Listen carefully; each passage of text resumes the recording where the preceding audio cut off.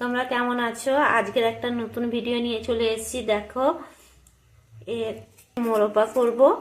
তার জন্য কি আমলকি নিয়ে নিয়েছি।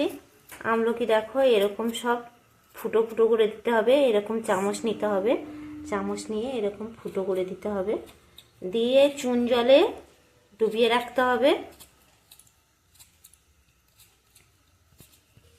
সবগুলো ফুটে হয়ে গেছে দেখো বন্ধুরা। এবার জলে ভালো করে ধুয়ে নিচ্ছি।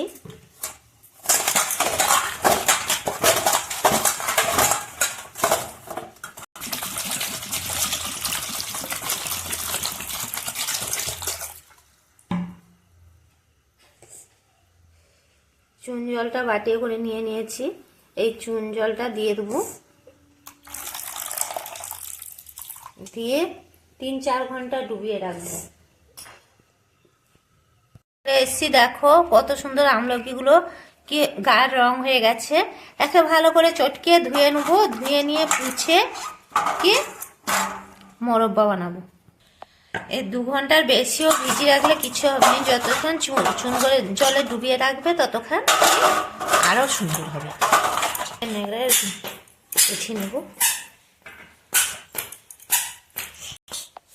একদম শুকনো করে কুচা হয়ে গেছে।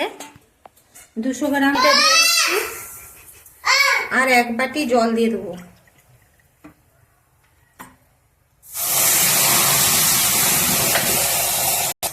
চিনিটা খুব সুন্দরভাবে ফুটে গেছে দেখো, একদম দানা দানা নেই। এবারে একটু আমলকিটা দিয়ে দেবো।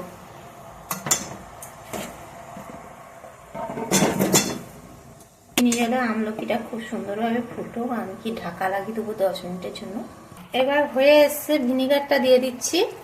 দেখো ভিনিগারটা দেওয়ার কারণ কি, এটা ভালো থাকবে বলে, ওর জন্য অনেকদিন থাকবে বলে।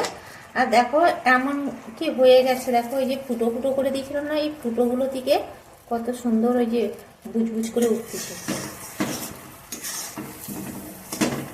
এবারে রসটা তো খুব সুন্দরভাবে এসে ঢুকে গেছে, দেখেই বোঝা যাচ্ছে। এবার করে সব কিছু মশলা দিয়ে দেবো।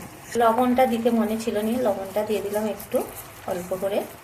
আগে থেকে গুঁড়ো করে নিয়েছিলাম। গোলমরিচ আছে, এলাচ আছে, তেজপাতা আছে, জিরে আর হচ্ছে পান।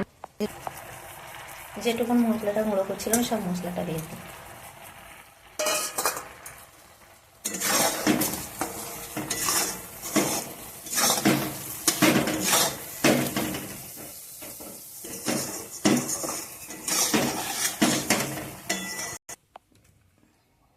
দেখো বন্ধুরা কত সুন্দর নরম হয়ে গেছে। এই তো একটু ভাঙলাম, কি গরম বলে ভাঙতে পারছি না।